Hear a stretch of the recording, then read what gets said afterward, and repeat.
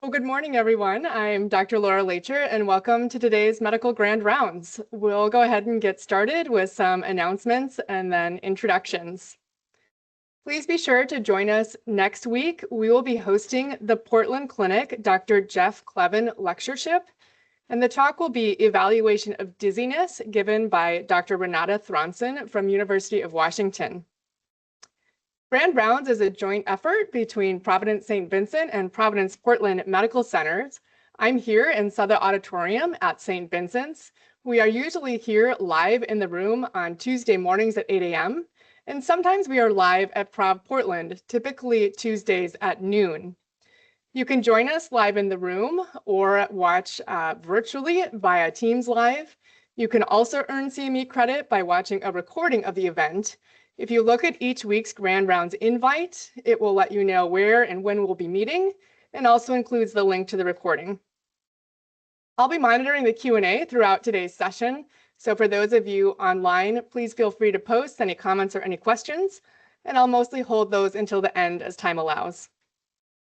And now to introduce today's speaker, a familiar face, friend, and colleague to many of us, Dr. Shelley Shefflin-Sanders is the Brill Chair of Medicine at Providence St. Vincent and a longtime member of our residency faculty practice. She practices clinically in both primary care as well as inpatient medicine. She earned her medical degree from University of Rochester and holds a Master in Theological Studies from Vanderbilt. Dr. Sanders completed the Innovation Advisors Program Fellowship at the Centers for Medicare and Medicaid Innovation and chairs our system sepsis focus group. Her presentation today is grounded in the Providence Health Equity Fellowship, which she completed in 2024. And Dr. Sanders describes herself as an aging age group competitor and recently invested in a labral tear repair with the hope of soon returning to skiing, triathlon, and wing foiling. We are delighted to have our friend and colleague, Dr. Sanders, join us today. Thank you so much for being here.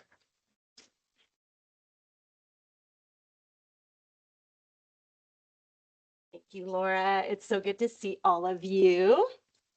I just want to disclose my husband, who helped me make it here today safely, works at Dexcom, and we won't be talking about any of their products today, but we do own stock. This work, as Laura mentioned, is growing out of the Providence commitment to health equity. And I just want to give a quick plug if anyone is interested in completing the Health Equity Fellowship. The application just opened and you could talk to me after if you're interested. This work is supported by our System Vice President for Health Equity and Medicaid, Whitney Hagerson, who is a stand that at Providence there's no such thing as quality without equity, as well as Anna Franklin, who is our Central Division Executive Director of Health Equity and Environmental Stewardship. And throughout the slides today, you'll see Anna's picture pop up in areas where she kind of gave me tips on this talk. I'll also be presenting work that is led by our Cardiovascular Research Institute in the equity space. Many of you know Kateri Spinelli, but Mary Imbedin, one of our cardiovascular scientists, will be featured, as well as work by our own Abby Fry. So hold on to your hat as we walk through this important topic. Diversity is a fact. Equity is a choice. Inclusion is an action. Belonging is an outcome. We're going to use the lens of hypertension today to look at some teaching around how to look at health equity, both the scientific methods we use to analyze things, as well as kind of newer thoughts in that space. We will look at both failed and effective strategies to try to mitigate disparities, highlight those two Providence Health Equity projects. And if you could leave here with one thing today, I hope it's a sense that you can contribute both at the bedside and in a systems-based way to closing these health disparities. Hypertension affects nearly half of all US adults, or 116 million individuals, and only 1 in 4 people achieve hypertension control. That makes hypertension one of the key drivers for cardiovascular disease. As you can see here, Black people, even without hypertension, shown in those white bars, have a higher risk of cardiovascular disease, but those black bars show that we're at 3 times more likely to develop cardiovascular disease when we have hypertension. Here are cardiovascular mortalities. This is the cause of death in 1 in 5 Americans. And again, we see that Black patients disproportionately carry that burden of cardiovascular mortality. We know from the blood pressure lowering treatment trialist collaboration meta-analysis that every 5 points you can lower systolic blood pressure reduces that relative risk by about 10%. So this is an area where every one of us as general internists or as subspecialists can make a difference. And we have the exciting new 2025 guidelines, which I'm sure many of you have familiarized yourself with. I'm going to highlight 3 things today from those guidelines. Back in 2017, race-specific recommendations were made, specifically that Black patients should be started on a calcium channel blocker or diuretic. Those have been removed, but without a lot of fanfare. So the new guidelines are race agnostic, and we are to start 2 drugs. So single pill combination therapy is teaching point number 1 from this talk for everyone, okay?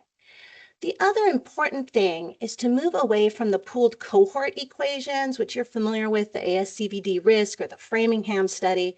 Those studies only had 6,000 people who were Black included, and they were pre-statin. And we are needing to move, as Abby has taught us, to the prevent risk calculator, and we'll spend some time on that today. We're to treat if our overall risk of cardiovascular outcome is greater than 7.5%, not 10% like you learned before. And when we treat, we're still shooting for systolic less than 130. And you'll find that a little odd because many of the graphs that Providence makes call it control if we're less than 140, whereas many of the clinical trials that show benefit call control less than 130. The guidelines are telling us treat to that target of less than 130 over 80. So here's that prevent algorithm that Abby's been showing us, and I just want to try to convince you this is important. So first and foremost, we have a lot of problems with risk calculators in the equity space. You guys remember the whole story of how our estimated glomerular filtration rate was unintentionally making it less likely for Black patients to get their kidney transplant. So we've moved away from including race in these models. There is no race drop down on this model. What we've done instead is use a diverse population to develop the model. So included were 5 million white adults, but also 605,000 Black adults. Not 6,000 like those old population ones, 605,000, much more amount, 318,000 Hispanic adults and 165,000 Asian adults. We also are in the post-statin era with these data. So I hope that alone brings you to using this equation. Notice this one includes the estimated glomerular filtration rate, and you will need to be inputting that in order to calculate risk. And then you have 3 optional elements: the urine albumin creatinine ratio, the A1C, and then we're going to spend a little time on this one, the zip code. So I'm going to put a pin in zip code, but as you know, unfortunately, structural racism has created a wealth disparity gap that manifests in property and geography. So there's going to be a theme in the talk today around where you live, and this is a map of Portland. You can start thinking about that, and we'll return to that in a minute. We're going to dig into the NHANES data. The CDC conducts this National Health and Nutrition exam survey on about 5,000 adults and children every year. And we can see race represented here, and your eye is drawn already that blue line, more Black people have more obesity, more hypertension, and more diabetes than other populations. Interestingly, they have lower cholesterol, but more tobacco use and overall more cardiovascular disease. So I'm going to do just a little teaching on how to look at graphs around health equity. Some of these things may be familiar to you. I know you already know to look for the confidence intervals to overlap. You know to check the N to make sure this is a representative sample, and I'll tell you that it is. The first thing we want to know is what is a negative health disparity? In this case, Black people have a higher body mass index. Your eye may also be drawn to a positive disparity or a bright spot. And we can argue about whether or not maybe when we look at our baseline population, it should be the very best performing population. And yet you know as well as I do that Asian people, even at a lower BMI, carry a higher risk of diabetes. And so maybe the right argument here is rather than saying, oh, our Asian population is our bright spot, maybe the answer is maybe BMI is not the right way to measure cardiovascular risk associated with body habitus in Asian people. So I'll leave a pin in that. But when you do this work, you want to look at that reference population, draw a line that fits the data, and then you want to look at your vulnerable population to see whether those trends are parallel. In this case, they are. If we saw that white people started to have more GLP-1 use and their BMI started to decline, this would represent a health equity gap that's getting worse, right? Those lines are getting further apart. Or let's say we had an improvement in our Black population and their line was getting worse, but at a slower rate than the white population. That is considered a win in the health equity space. And so Providence, when it makes these health equity grants, is requiring folks to submit their data and show both, show that the gap is getting smaller and that the population is improving. You'll notice that in these data, we didn't used to have a category for Asian, and now we do. And this happens a lot in the health equity space. For example, in our Hispanic population at Providence, our mortality a couple years ago suddenly went to 0 for sepsis. And I was like, this is great, we're winning the game. But of course, you must ask yourself, why? Why would that be? When I hover over the data point, there were only 12 patients in the pot for Hispanic for an entire year. So what happened? Well, Providence practices in 7 states.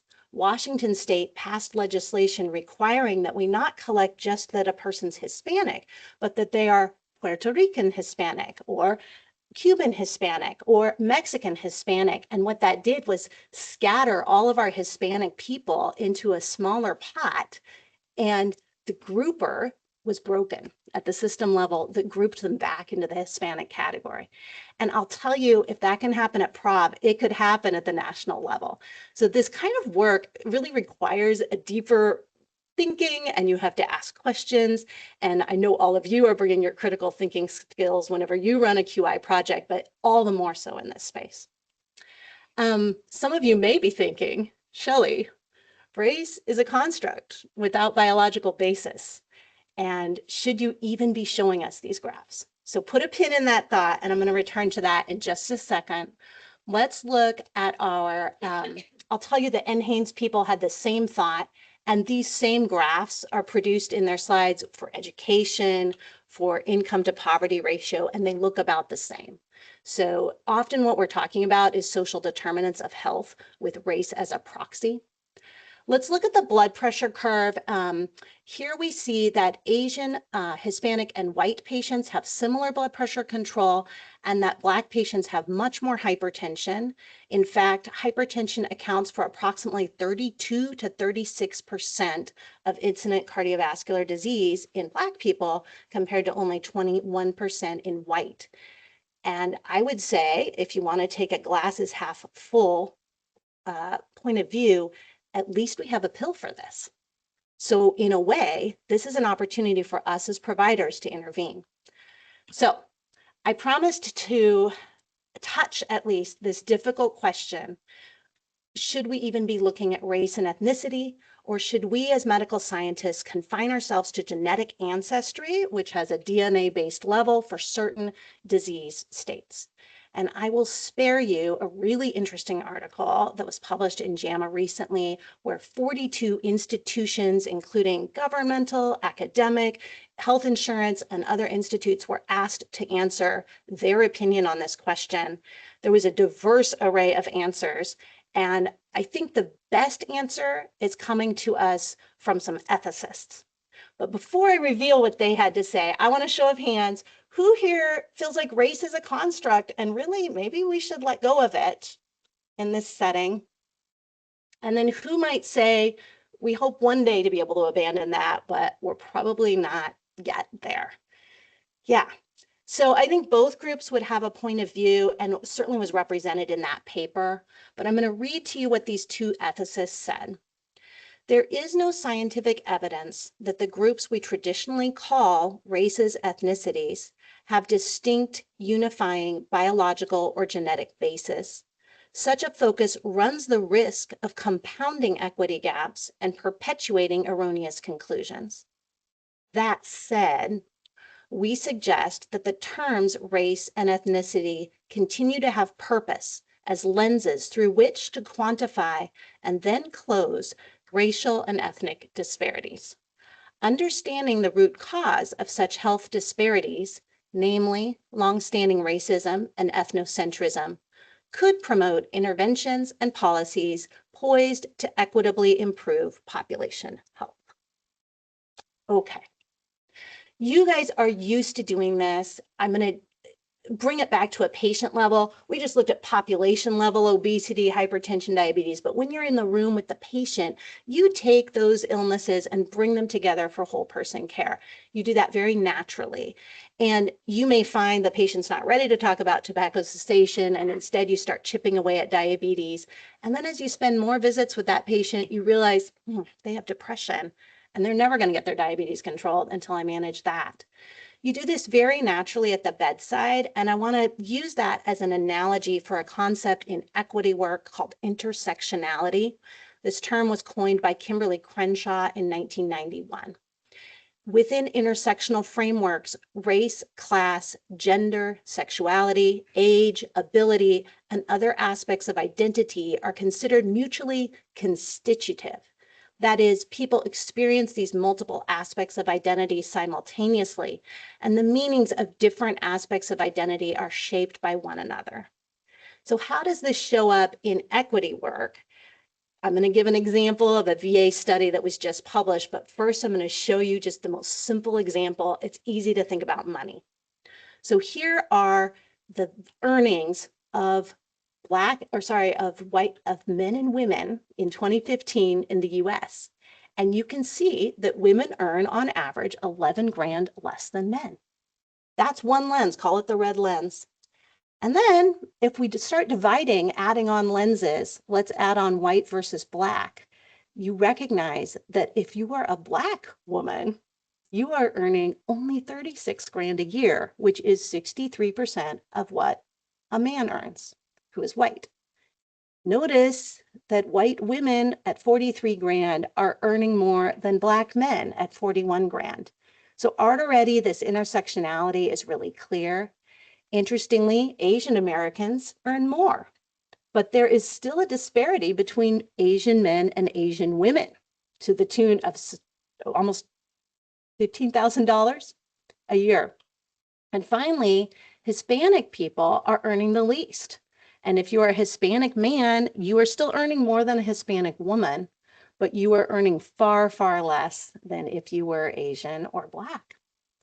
Think about a partnered household where there's a man and a woman from one of these groups and what that does to wealth. So as we take the similar lens in the medical space, you can see intersectionality is going to begin to be part of every clinical trial that you read. And here's one from the VA. These are veterans who they're taking the lens of female versus male. Incident hypertension control. Women actually had better blood control, shown in the red, than men. But by subgroup, Hispanic people had better blood pressure control by almost 17%, and non-Hispanic Black had 10% worse blood pressure control. So I just want you to keep taking that lens. Every article you read, we should begin to think this way. And we are beginning in this space to try to adjust for things like social determinants of health, but it's hard to measure those. And these are the NHANES data again. Even after adjusting for education, income, home ownership, employment, health insurance, and access to healthcare, Black and Hispanic people in the NHANES data still carry an excess burden of hypertension, obesity, and cardiovascular disease. Here are, now, I guess what I'll say is I don't have a pill for that. I don't have a pill for the income disparity, the home ownership disparity, but as internists, we have a pill for hypertension. So we're going to come home to the guidelines. And I just want to show you again this theme of men versus women. You'll notice that men carry a higher burden of hypertension, and that burden is based basically on age. Women don't develop hypertension until they're 45 or so in general. So you can carry this stat home with you. If you're 50 years old, men or women, about half those people have hypertension. About 70% have hypertension. So this stacks by age and by your sex. As we look at race and ethnicity, that pattern breaks apart. And Black people do not have a sex disparity. Both women and men carry a high burden of hypertension. So that's why I'm talking a lot about Black patients in this talk. And I'm sure you're asking me, why? Why is hypertension more prevalent in Black people? And it is really cool that we have science to try to answer this question. So I want you to predict for me, we're going to study 7,000 people over 9.4 years, 26% are Black. Which group develops more hypertension over those 9 years, Black or white? Black, okay. And what was the single biggest predictor? They studied 12 kind of social determinants, but also lifestyle determinants. Okay, I love it. These are great. So let's take a look at what they did. This isn't perfect, but white people, 1 in 3 developed hypertension. Black people, 1 in 2. Heavy burden. Interestingly, we're dividing again with that lens of men versus women.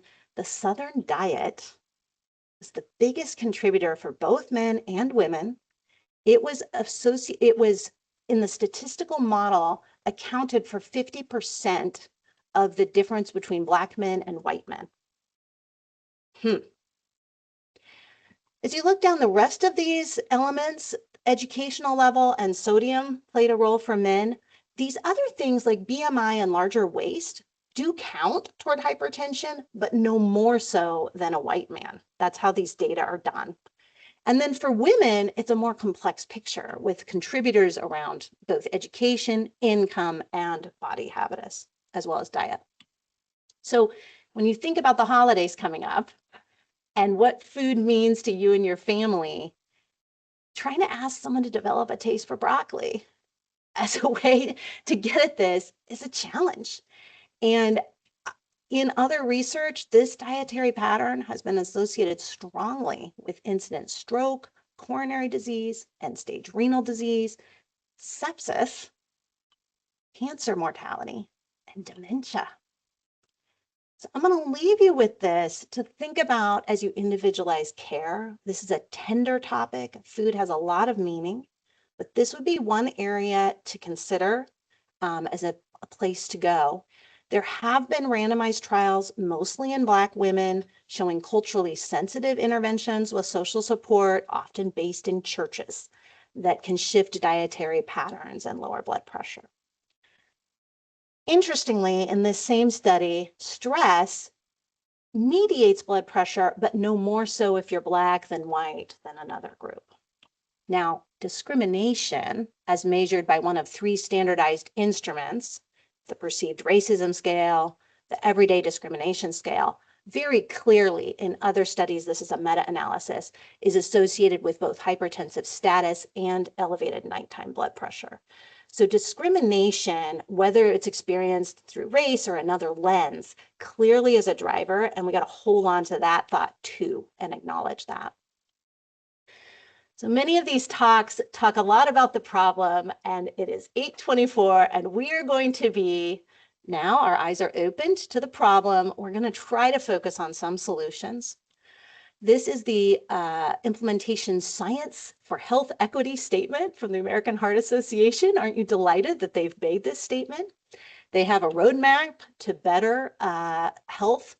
And I'm going to highlight one element that they really put front and center meant to address structural racism, which is policy around where people live. And they highlight the importance of the built environment using a really interesting study. So this is a study done in the 90s in impoverished neighborhoods in Boston, Baltimore, Chicago, and LA through the US Department of Housing and Urban Development. Families were encouraged to apply if they lived in census tracts with poverty rates of 40% or more. 1/4 of those families applied, and they were randomized to one of three groups: no housing voucher, or a housing voucher that was only able to be used if you chose to live in a census tract with less than 10% poverty rate. Moving to opportunity. And what did they find? They found lower rates of severe obesity, lower rates of morbid obesity, lower rates of diabetes, just by moving. You think about your built environment. They can measure changes in the built environment, including addition of grocery stores or spaces where residents can exercise, neighborhood safety, proximity to healthcare providers, and stress level, safety walking the streets. And you think about where you live and how that affects health. Oregon, Portland just started enforcing the camping ban. We have our urban poor. Sure, the stress level's high. The New York Times ran this article on rural poor in Oregon. We are joined, not just in Oregon, but other places by impoverished rural communities. A study in Missouri showed that not just health status and knowledge and time, but also environmental barriers like location, accessibility, and safety are salient for health-related behaviors. And you can imagine if you are living in your RV on public land, moving every 2 days so you're not found, if you're living in inadequate housing, perhaps without clean water or electricity at times, that it's really hard to get excited about lifestyle and dietary changes that you and I have a hard time following. Finland has also done careful work in this space. They have a national health system. They were able to track 79 common health conditions, and they tracked people by census, rating their neighborhood in terms of characteristics including education, income, employment, and green space. And they were able to show that 19 common conditions, including stroke, osteoarthritis, and diabetes, were associated with built environment. Both directions, if that neighborhood got worse over time, those diseases became more common. If that neighborhood got better over time, those diseases became less common. So back to the prevent calculator. I'm hoping I'm making a convincing argument that we should be using zip code when we calculate risk. So I took a 42-year-old man. He has an HDL of 38, systolic blood pressure 138. I gave him an eGFR in the 70s, a BMI of 25, and an A1C of 7.1. And I put him in 3 different neighborhoods in Portland. And his cardiovascular risk over 10 years varies as you move east.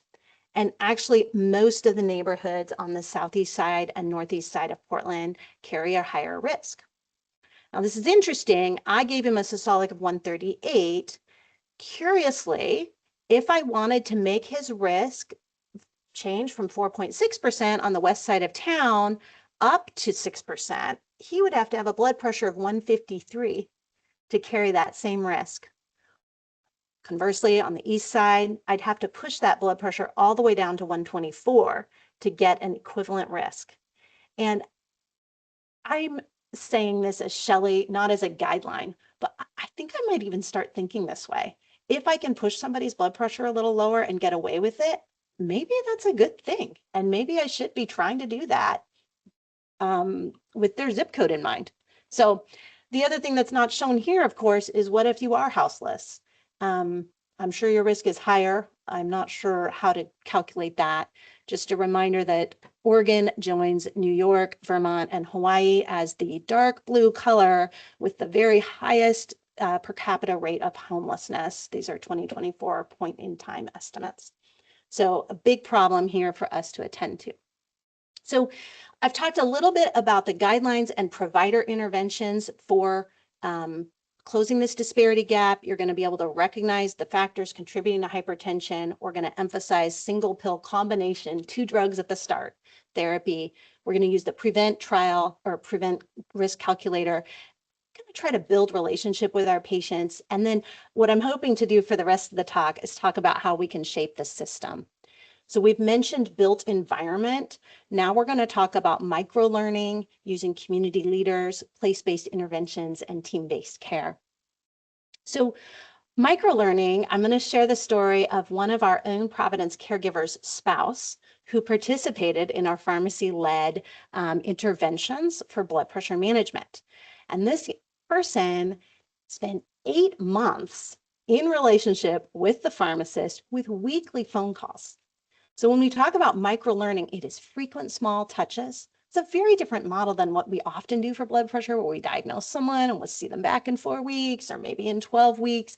That is not micro-learning, right? But this patient started from a place of not believing they had high blood pressure, moved through some beliefs around, I can't take that pill because I'm Black, right? Because we, just like the COVID situation where science keeps shifting and changing, we've created a problem for ourselves by carefully educating all our Black patients that they must be on a calcium channel blocker or a diuretic, and now backpedaling and saying, oh, 2-drug therapy for everyone. So we've got some work to do. And the pharmacist, according to the person I interviewed, would give that person, would say, show me what you're reading, and then would say, great, I read yours, will you read mine? And work with this person. This person was open to some modifications in salt and exercise, but they really believed that caffeine intake was driving their blood pressure. And they worked with the pharmacist, they tracked their numbers, and that ended up being kind of a thing that they focused on and felt some agency. So the number one predictor, every med switch costs something, right? You're breaking trust with the patient, you're causing them to drive to the pharmacy, it's costing money, feels wasteful to them. But remember that autonomy is the number one factor in behavioral change models. And so giving a person a blood pressure cuff they can monitor at home and an expert to talk to about it is actually highly effective. The person that I'm showing on the tractor is meant to represent our rural folk. Obviously, you may be aware, only maybe 22% of people living in rural America do not have high band internet. So our video visits or a trip for an hour and a half to see a doctor are really unrealistic, but phone interventions with pharmacists or community health workers are much more accessible. There are government grants attempting to solve that problem. But this is an example, again, of a different way of managing hypertension. You're all familiar with these wonderful studies that were done in Black barbershops. You can see the gray t-shirt, which says cut your pressure too. The barber's wearing it and the pharmacist is wearing it.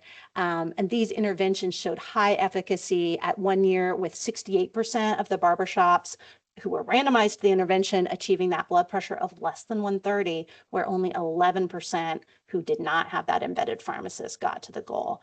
So these are examples of community-based implementation policy that can work. We know the characteristics of micro-learning include short, repeated educational sessions delivered by trusted community members, integration of health professionals, so that could be your pharmacist, nurse, community health worker, or your physician, use of culturally relevant materials and peer support to reinforce learning and behavior change, and a convenient, familiar environment to foster trust and engagement. Here's a picture of Anna Franklin's nonprofit 2025, last October, pop-up block party.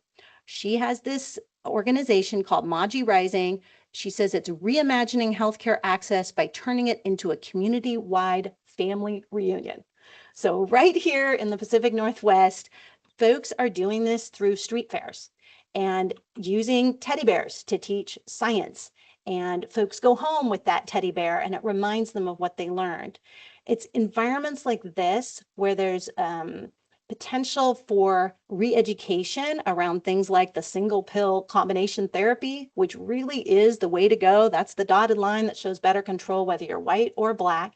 And delivering that message in this kind of community-based environment rather than in the room with the patient is felt to be more effective. We know there are racial differences in blood pressure response to ACE inhibitor monotherapy, but that these are ameliorated by addition of a diuretic or calcium channel blocker. So simpler is better. Start with 2 drugs. And thank you, Abby Fry, for already having most of us doing this, and Tom Chow for years. We know that Providence is committed to our DEI, and you may or may not have had a chance to meet Karen Ashley, who is our Chief DEI officer. I'm sure you have not seen this, but now you have, which is our 2023 to 25 Diversity, Equity, and Inclusion Strategic Plan at Providence. But I'm going to share with you 2 good things we are doing in this space at Prov. First, I think you've seen this. This is one of the health equity grant projects. In 2020, Providence committed to spending $50 million to support efforts to close health disparity gaps. And one of the projects right here in Portland is to control hypertension in Black versus white patients, recognizing again that in order to do this, it requires a multidisciplinary effort. I'm not going to dig in, but Abby's presented this in this forum. We had a concierge, we had centralized support, we had a community health worker, and this type of work is necessarily geographically centered. So I'm going to show you a map. Portland is very white, as you know. We are 72% white, shown as blue on this graph and map. We have 2.5% of our population in green is Black. Our Hispanic population is about 14%, and they are scattered in the burbs, right? Around the city, not in the downtown proper.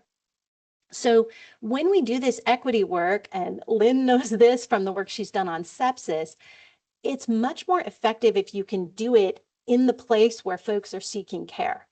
And what Lynn and I learned when we tried to work with our Black sepsis readmission prevention project was we had a really good transitional care management phone call to all of our patients that have Providence Medical Group as their provider.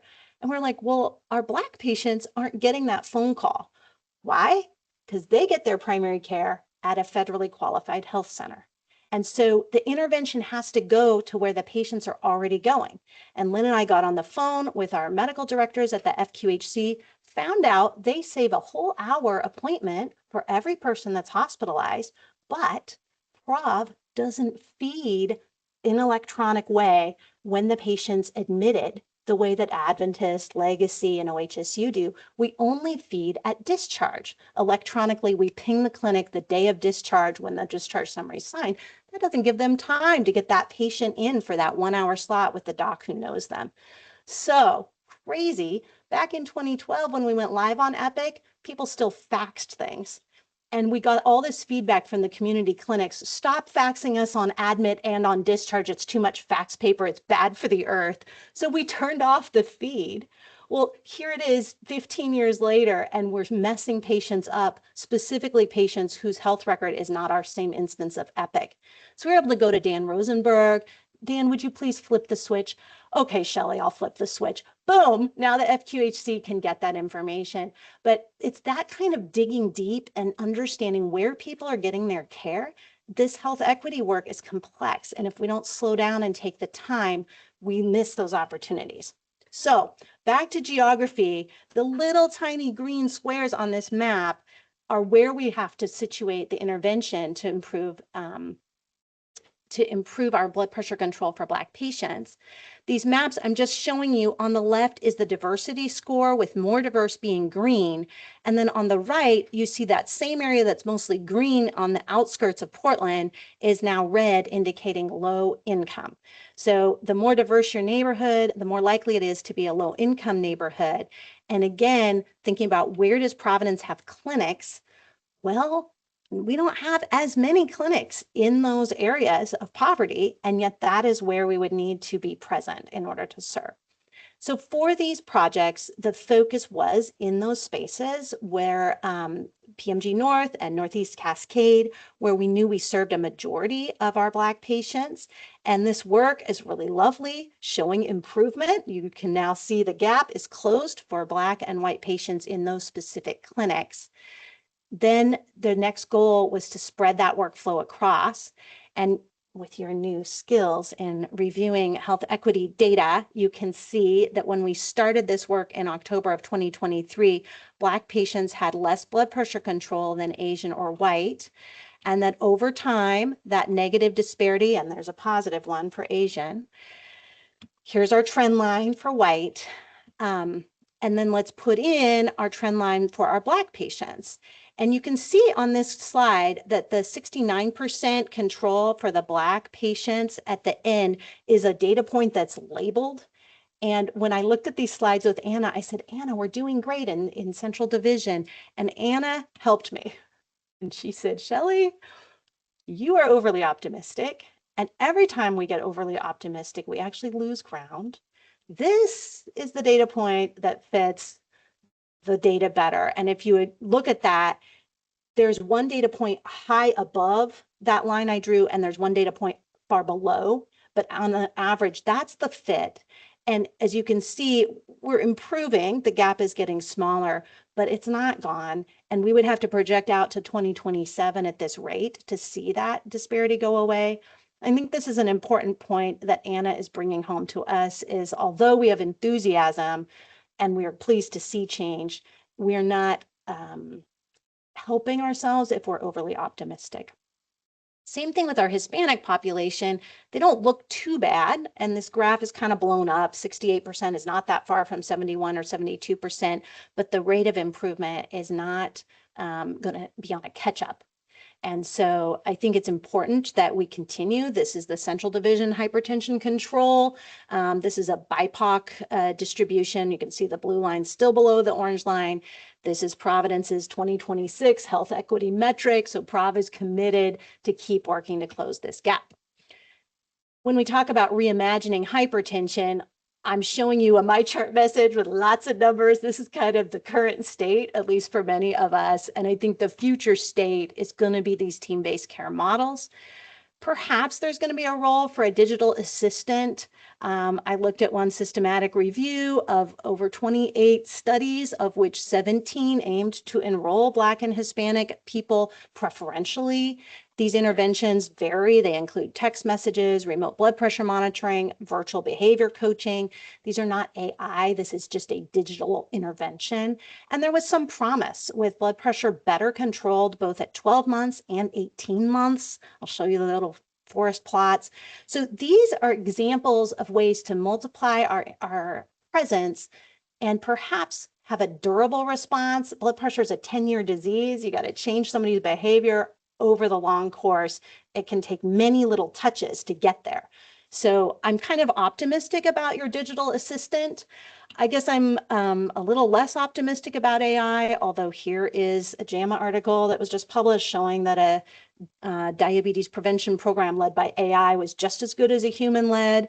There was a systematic review for lifestyle interventions, but it was pretty mixed in terms of the results. And I think my personal punchline is we're not quite there yet for AI leading change.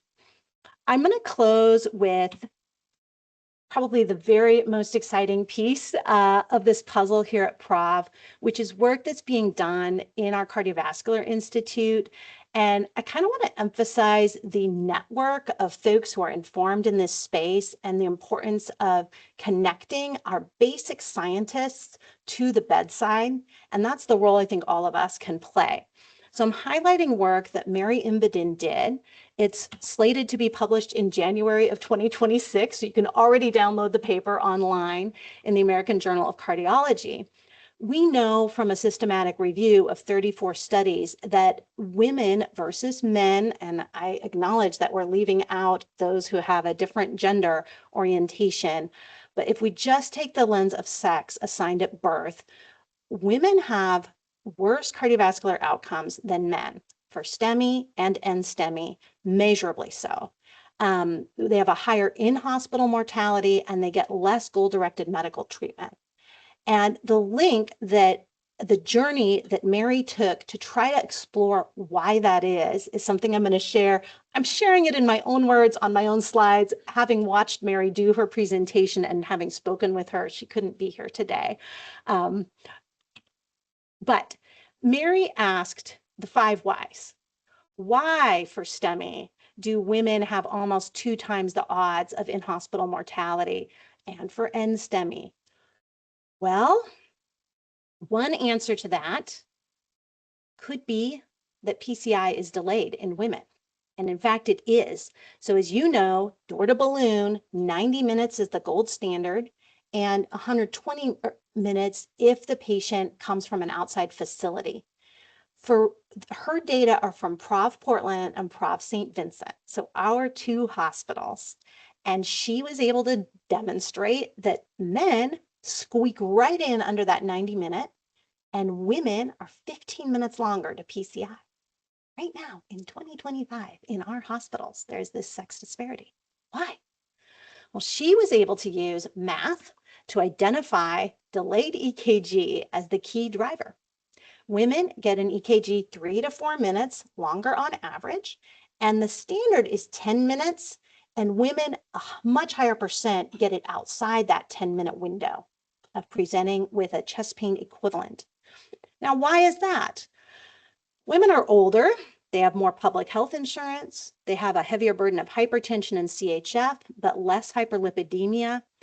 Fewer of them present with chest pain as their cardiac symptom. More of them have dyspnea, fatigue, nausea, or vomiting.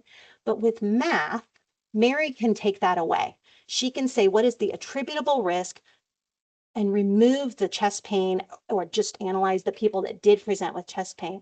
And this disparity exists regardless of what the chief complaint was. Then you could start asking questions around implicit bias. Maybe a tech or a triage nurse looks at a woman and says it's unlikely that that is chest pain from cardiac source. But Mary did something else with this. Mary did a really good thing for QI, something called a Gemba walk. Gemba is a Japanese term that literally translates to the real place.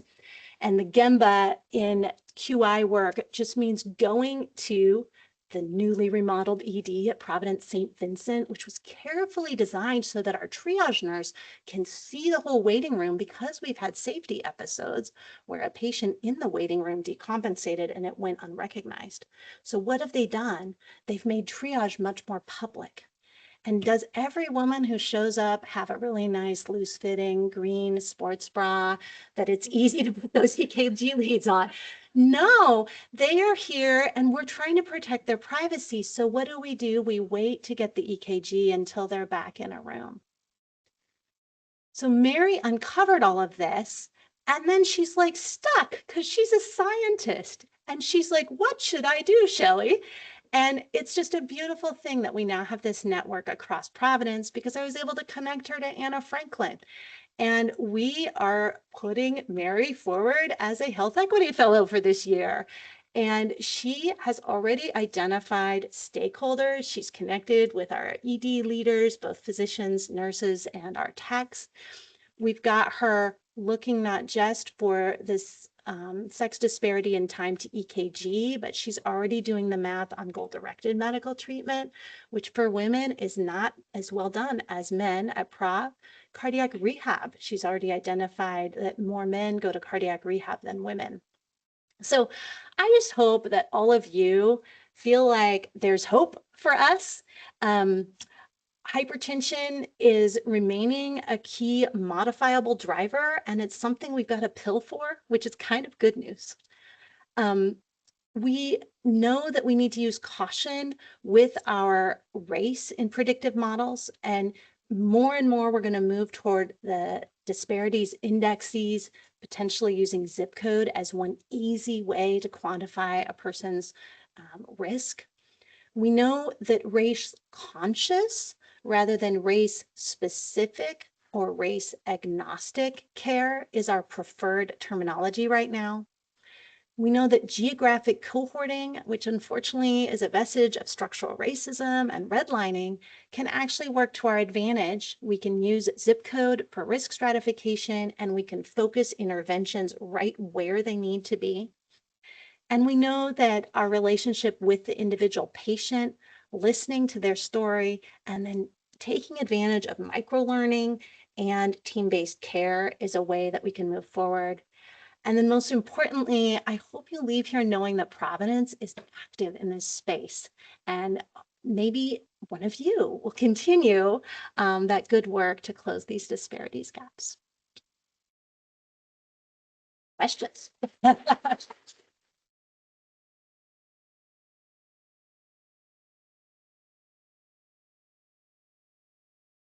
Thank you so much, Dr. Sanders. Wow, covered a lot. Let's see, thoughts or questions here from the room?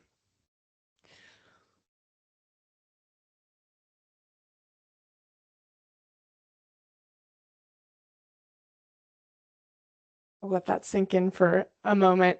I'll start with one which I think is sometimes starting kind of focused and pragmatic. I think maybe has been asked before as we work towards operationalizing some of these recommendations in practice. Can you give us the latest with using Prevent? Are we able to pull the data points directly from Epic yet with Smart Phrase? I love that question. And I'm looking out at folks, whether someone knows better than I. I think it is in the works, but not there yet. And I feel like I should be taking notes because that's a really good Dan Rosenberg, next step for sure. Yeah.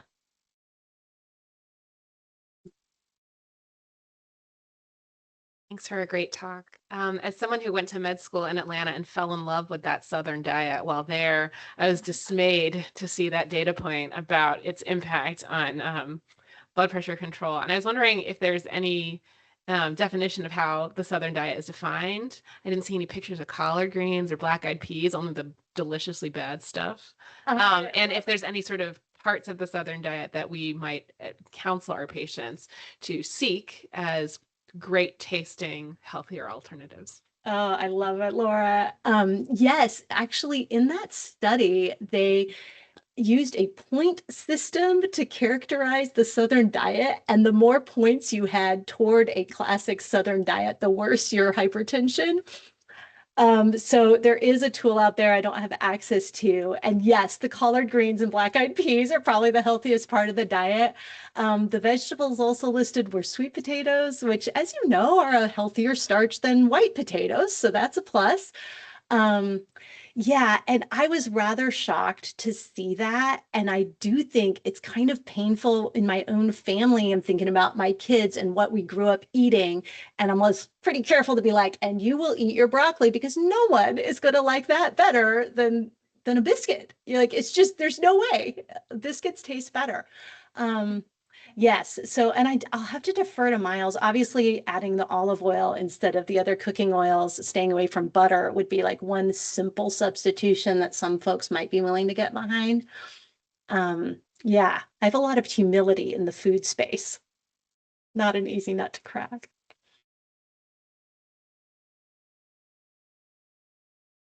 Thank you so much for the great talk, Dr. Sanders. I was just having goosebumps throughout your talk. I think I have a questions for you, and I think Providence and we are working so hard still on the equity space, but really there is a lot of pushback out there, not just in the medical field, for the argument that, well, healthcare resources in general is being cut and resources are limited. And how about the other group who are the non-equity groups that we are not focusing on? And I have recently read an article, a white paper that float this idea of health equity floats all boats. And that really speaks to me. So bring that back to Providence health equity work in the hypertension management. Are we showing data that by focusing on this more vulnerable patient population, like the Black group, we're actually helping everybody and our other patients are not being left behind? Yeah. No, I love that, Lynn. And it's funny because you're putting your finger right on a really subtle and challenging piece of this work. I think you guys saw both groups improved, right? The white patients improved, as did the black. And much of that work was around just repeating the blood pressure if it was high. I mean, you've seen that in our clinic. We have this lovely workflow now with the sticky on the door, repeat that blood pressure, and not believing the first one if it's high, really making sure we've got accurate measurement. And I will say some people at Prov take issue with the idea that we should improve both groups and really want to focus on closing that gap. And others take this more population-based view that you're saying, which is like, could we please make everyone better and close the gap? And I think you could make an argument for any of those, but for sure what we're seeing in most of these projects is that both groups benefit. And I know you've seen that in your own work too. The pitch I make when I go with a project, for example, you may know we have an ED Spanish language interpreter now in person from 12 noon to 12 midnight. Well, why do we have that? Well, we had a really bad sepsis mortality in a young Hispanic person who did not use a translator, who presented with fever, but the story of fever got lost in the doctor's focus on something else and their sepsis went unrecognized. So that sort of bad story led to this positive intervention. I feel like when we talk to our leaders about the cost of the intervention, we have to make a case that's watertight. And the answer is Spanish language interpreter in the ED shortens length of stay. You get to the root of the problem, you start the right diagnosis and treatment plan, and it's a win for the financial bottom line to put that investment up front. And so that's the case too for these interventions around hypertension. Let's make both populations better. The story for readmission, our vulnerable patients are driving our readmission. Same for length of stay. Our vulnerable patients stay in the hospital longer. So doing an intervention that targets those vulnerable populations actually is a win for the bottom line for the organization. And so that's the lens that I feel like we take most often when we pitch these projects, and it's been quite successful. Everyone wants to do the right thing, and we can show the right thing fixes our bottom line.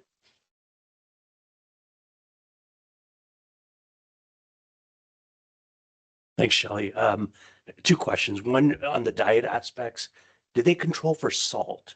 And the second question relates to your sort of earlier part about how we're defining race on a more personal level, like South Asian versus East Asian versus Japanese. I feel like genetically we're very different. Similarly, is my Somali population that I take care of, are they African American? Like, again, cultural aspects play into our ethnic sort of aspects when it comes to food, when it comes to activity, when it comes to just a trust of medicine as well. How are we, like, race is one part of it, no doubt, but is genetics going to be sort of the next step at instead of saying, hey, you know, our African American population is at risk because of certain things. It's because of this gene that you share. As we get into more, you know, mixed races, how do we incorporate that into this? There's a lot about race that makes me uncomfortable as using it as a marker for health, but it's the best we've got right now, unfortunately. Can you just expand? Oh, you've put it so beautifully, Imran.